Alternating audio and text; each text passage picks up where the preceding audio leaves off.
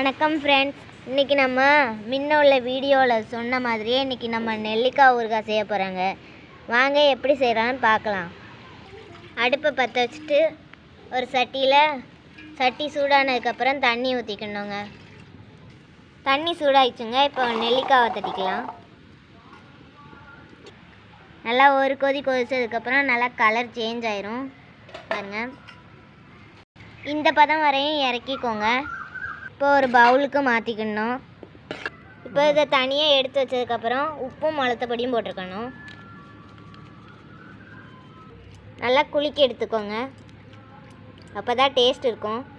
இப்போ தாளிக்கிறதுக்கு சட்டி சூடாகிட்டு இப்போ எண்ணெய் ஊற்றிக்கணும். இப்போ வெந்தயம் போட்டுக்கணும். அது கூட கடுகு ஆட் பண்ணிக்கோங்க. இப்போ கருவேப்பிலை போட்டுக்கோங்க. நெல்லிக்காவையும் தட்டிக்கோங்க. இறக்கி வச்சுக்கணும். இப்போ அருமையான ஊறுகாய் ரெடி ஆகிட்டு. நீங்களும் செஞ்சு பாருங்கள். லைக் பண்ணுங்கள், ஷேர் பண்ணுங்கள், சப்ஸ்கிரைப் பண்ணுங்கள். இன்னொரு வீடியோவில் பார்ப்போம். பாய்.